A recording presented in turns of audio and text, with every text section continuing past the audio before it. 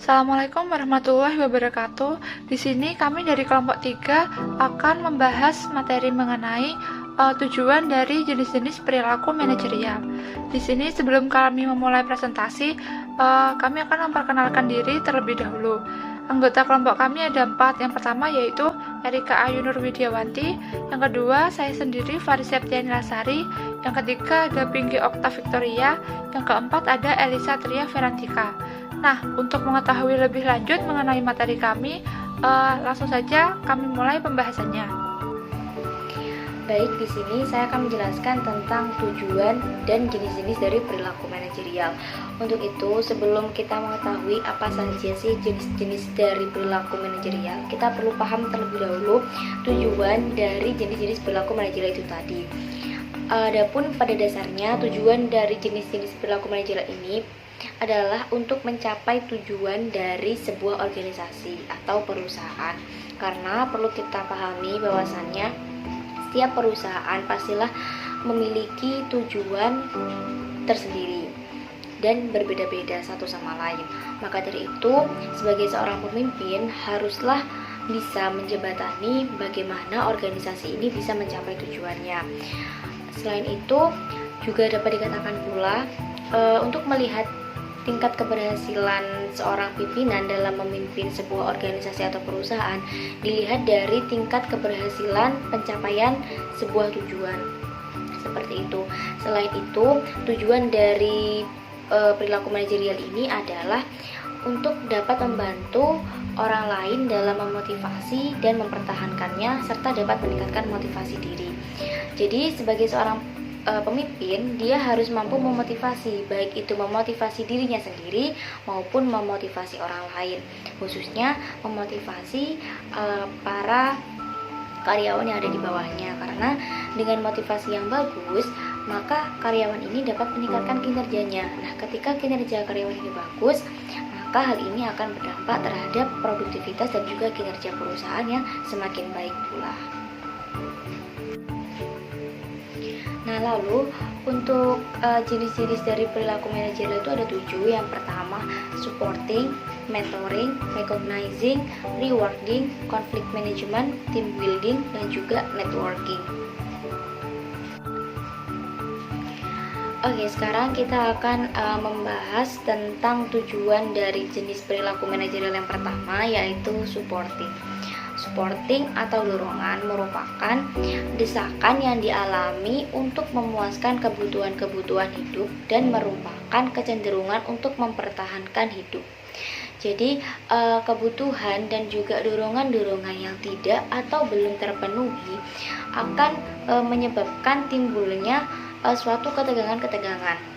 Maka dari itu, sebagai seorang pemimpin yang baik haruslah bisa memahami setiap kebutuhan-kebutuhan, baik itu kebutuhan yang menyangkut dirinya sendiri maupun kebutuhan yang menyangkut orang lain, khususnya para karyawan yang ada di bawahnya. Maka dari itu, dalam hal ini pemimpin dituntut untuk memiliki sikap yang bijaksana agar ia mampu untuk memuaskan semua pihak. Nah, ciri utama seorang pemimpin justru terlihat bagaimana ia mensupport orang lain, bukan dari seberapa banyak orang yang melayaninya. Support yang besar kepada banyak orang lah yang membuat pemimpin itu jadi berebut untuk dilayani oleh orang-orang yang ada di bawahnya. Karena orang-orang ini akan melayani dengan tulus, bukan karena alasan transaksional saja. Untuk tujuan dari jenis perilaku manajerial yang kedua, yaitu developing atau mengembangkan. Nah, developing atau mengembangkan ini merupakan suatu proses dari sebuah organisasi yang mendorong seseorang agar mampu untuk mengembangkan keterampilan serta pengetahuannya, sehingga ia akan dapat meningkatkan tanggung jawabnya dalam sebuah organisasi yang bersangkutan. Nah, adapun indikator perilaku manajerial developing yang menandakan seseorang sudah bersikap sesuai dengan kompetensi itu ada 4. Yang pertama, menunjukkan harapan yang positif terhadap orang lain. Bahkan dalam kasus yang sulit, seorang pemimpin itu harus bisa mempercayai bahwasannya orang lain ini masih ingin dan juga dapat belajar. Nah, lalu yang kedua, memberikan arahan atau demonstrasi dengan alasan atas dasar pemikiran dimasukkan sebagai strategi pelatihan. Jadi sudah menjadi sebuah kewajiban bagi seorang pemimpin untuk memberikan arahan yang baik terhadap para bawahannya. Tentunya arahan-arahan ini yang berorientasi terhadap pelatihan. Tentunya karena hal ini juga termasuk dalam pengembangan skill dan juga pengetahuan. Lalu yang ketiga, mengidentifikasi pelatihan atau pengembangan yang dibutuhkan dan merancang atau membangun suatu program. Karena tentunya hal ini berorientasi terhadap pencapaian tujuan dari sebuah organisasi atau perusahaan yang bersangkutan. Lalu yang keempat, mendelegasikan tugas atau tanggung jawab untuk tujuan pengembangan terhadap orang lain. Karena sesuai dengan dari pengertian developing itu tadi, bahwasannya ini merupakan salah satu proses dari sebuah organisasi agar orang lain itu mampu untuk mengembangkan keterampilannya, agar dia dapat meningkatkan tanggung jawabnya dalam perusahaan tersebut. Selanjutnya yaitu pembahasan mengenai mentoring. Nah, mentoring merupakan suatu proses atau metode pembelajaran yang didasari oleh rasa kepercayaan. Di sini, mentor merupakan seseorang yang lebih berpengalaman dalam bidang tertentu, sehingga mentor ini akan menyampaikan atau memberikan pembelajaran kepada mentee, yang mana mentor sendiri itu merupakan manajer dan mentee merupakan bawahan atau karyawan.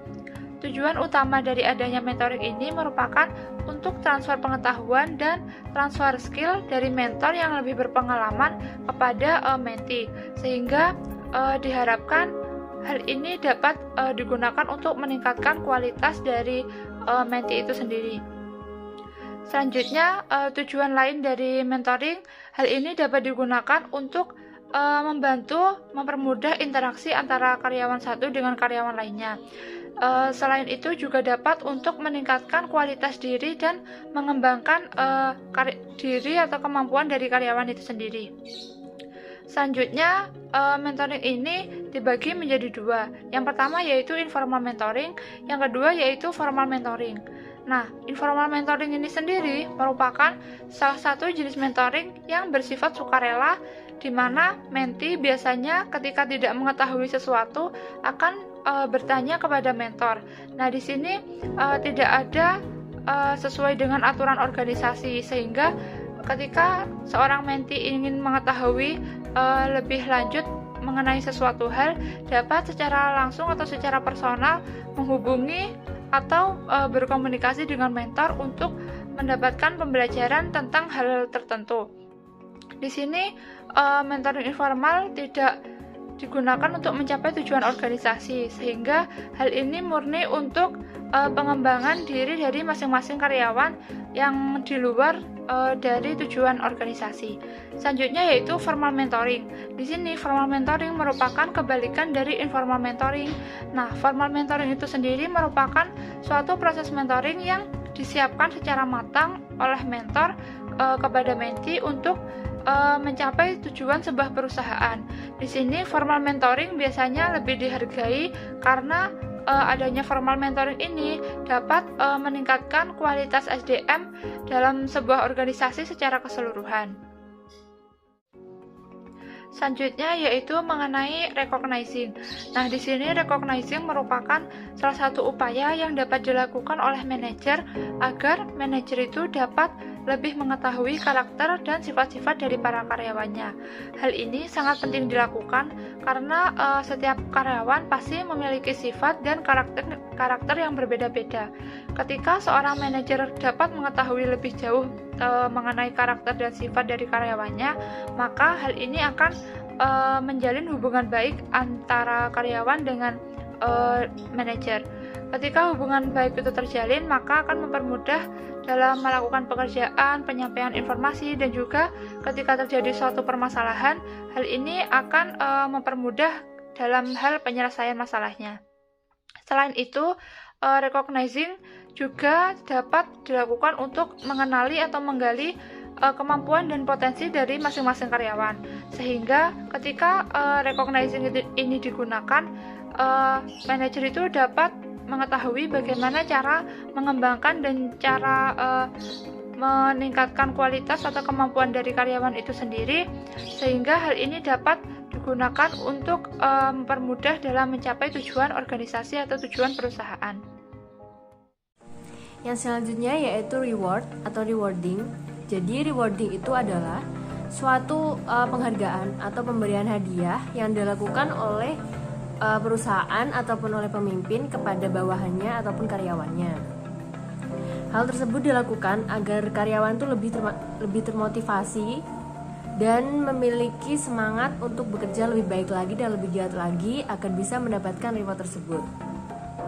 Reward ini selain membuat karyawan ataupun bawahan itu lebih semangat, juga bisa membuat perusahaan itu lebih cepat ataupun lebih mudah untuk mencapai tujuannya karena karyawan-karyawan tersebut memiliki semangat kerja yang tinggi. Nah, di sini akan saya jelaskan yaitu ada 4 alternatif norma pemberian reward agar dapat digunakan untuk memicu motivasi dan produktivitas pegawai. Yaitu yang pertama, goal congruence atau kesesuaian tujuan, yaitu setiap individu itu atau dalam organisasi itu mempunyai tujuan yang sering tidak sama dengan tujuan organisasi. Nah, karena itu reward ini diciptakan sebagai solusi agar tujuan organisasi ini dapat dicapai tanpa mengorbankan tujuan individual maupun sebaliknya. Yang selanjutnya yaitu equity atau keadilan. Jadi rewarding itu harus dialokasikan secara proporsional dengan mempertimbangkan besarnya kontribusi setiap individu dan kelompok. Nah, dengan demikian siapa yang memberikan kontribusi tinggi, maka reward yang diterima juga itu akan semakin tinggi juga dan sebaliknya. Yang ketiga ada equality atau kemerataan. Jadi reward itu harus dibagikan secara merata bagi semua pihak atau pihak individu ataupun kelompok yang telah memberikan sumber dayanya untuk tercapainya suatu produktivitas tersebut. Lalu yang terakhir yaitu kebutuhan. Jadi pemberian reward ini kepada karyawan itu juga harus disesuaikan dengan kebutuhan utama pegawai. Nah, sedangkan rewarding sendiri itu terbagi menjadi 2. Yang pertama yaitu formal rewarding dan juga informal rewarding. Nah, untuk formal rewarding ini yaitu penghargaan formal yang harus berfokus pada tujuan-tujuan utama departemen dan tim. Nah, contohnya biasanya seperti kenaikan gaji sesuai prestasi, promosi jabatan, cuti, sertifikat pencapaian, trofi pencapaian, lencana ataupun pinta pencapaian dan lain sebagainya.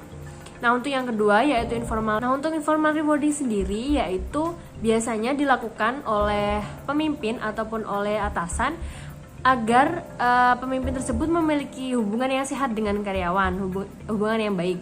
Nah, pemberian penghargaan ini biasanya akan secara konsisten membuat karyawan itu merasa dihargai. Nah, contohnya informal rewarding yaitu seperti memuji karyawan atas kemajuan yang dicapai dalam tujuan, proyek, ataupun upaya positif lainnya. Oke, yang selanjutnya yaitu konflik management atau manajemen konflik. Jadi, konflik ini berhubungan dengan perilaku terbuka yang timbul karena suatu proses di mana para anggota organisasi tersebut memiliki kesan ataupun persepsi dan bahwa tujuan-tujuan mereka itu tidak sesuai dan berbeda dengan anggota lainnya. Dan perbedaan-perbedaan itu bisa menghalangi mereka untuk mencapai tujuan suatu organisasi ataupun perusahaan.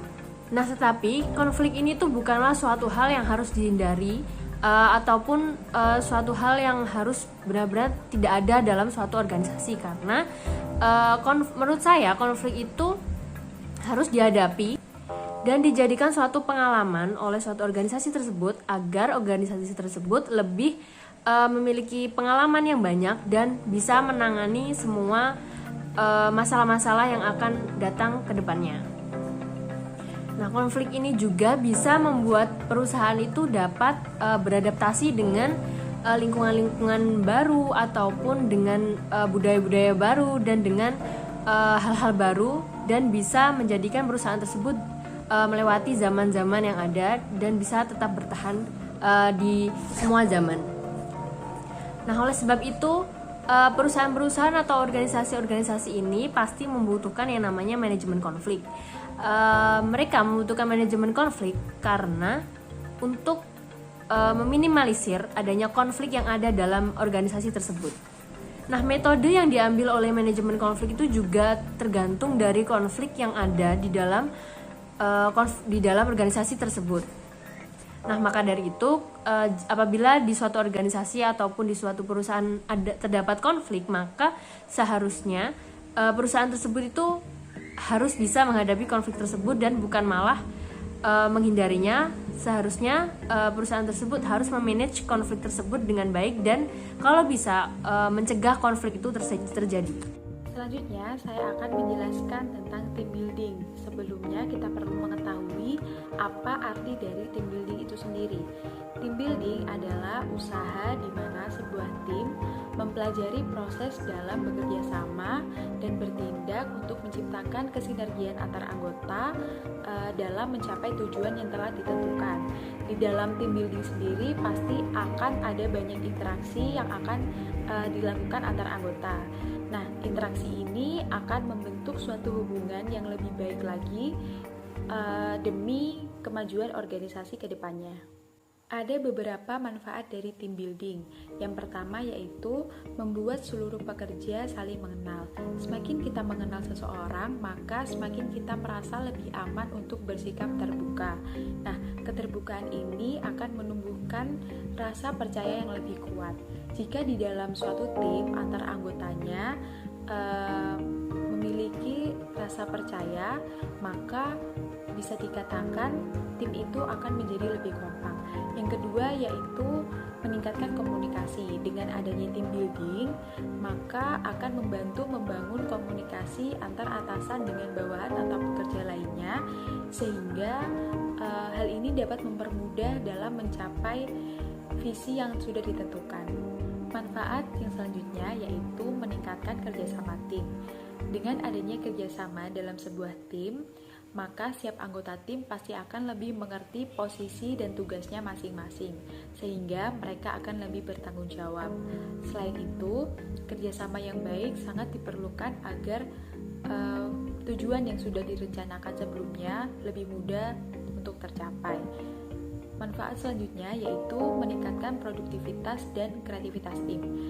Dengan adanya kerjasama tim yang baik, maka secara tidak langsung membuat semua anggota tim lebih kreatif dan lebih produktif dalam mengerjakan atau melaksanakan tugas yang ada. Dalam pembentukan team building ada beberapa tahapan. Yang pertama yaitu unfreezing atau pencairan. Unfreezing adalah tahap awal yang sangat penting untuk melakukan perubahan. Tahap ini membahas tentang persiapan untuk berubah.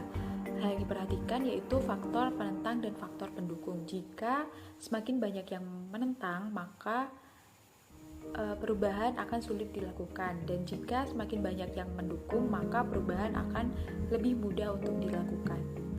Tahap yang kedua yaitu tahap moving. Tahap ini menggeser perilaku organisasi, departemen, atau individu ke tingkat yang baru.